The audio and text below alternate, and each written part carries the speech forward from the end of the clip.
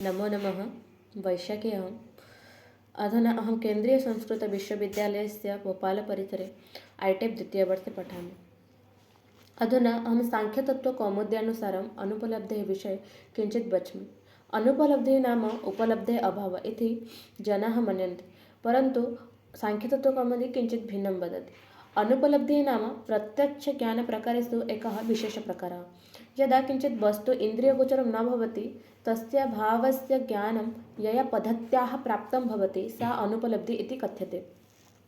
परन्तु अत्र प्रकृतिपुरुषस्य स्थानं किं तद् वयं साङ्ख्यतत्त्वकौमुद्यानुसारं यदि ज्ञास्यामः तर्हि सूक्ष्मकारणतया एतयोः दृष्टिगोचरं न भवति। साङ्ख्यकारिकानुसारं कारिका वर्तते, अतिदूरात् सामीप्यात् इन्द्रियघातात् मनोनवस्थानात् सौक्ष्म्यात् व्यवधानात् अभिभवात् समानाभिहारात् च। अर्थात् प्रकृतेः पुरुषस्य च प्रत्यक्षानुलब्धये अष्टकारणानि सन्ति। एतेभ्यः कारणेभ्यः प्रत्यक्षज्ञानं न भवति, यथा अतिदूरात्, सामीप्यात्, इन्द्रियघातात्, मनोनवस्थानात्, सौक्ष्म्यात्, व्यवधानात्, अभिभवात्, समानाभिहारात् च। अतिदूरात् नाम यदा वस्तु अत्यन्तदूरे भवति तदा नयनाभ्यां तत् स्पष्टतया द्रष्टुं न शक्यते। यथा आकाशे दूरम् उड्डयमानं पक्षी अतिदूरतया कारणात् इन्द्रियगोचरं न भवति। पुनः सामीप्यात् नाम अत्यन्तसमीपे वस्तु यदा भवति तदापि दृष्टिगोचरं न भवति। यथा नेत्रस्थ अञ्जनम् अतिसमीपस्थितकारणात् दृष्टिगोचरं न भवति। पुनः इन्द्रियघातात् नाम यदा चक्षुः वा अन्यानि इन्द्रियाणि दूषितानि भविष्यन्ति तदापि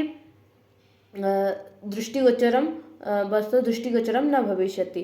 यथा अन्धत्वं, बधिरत्वं दोषैः अपि वस्तोः दर्शनं न भवति।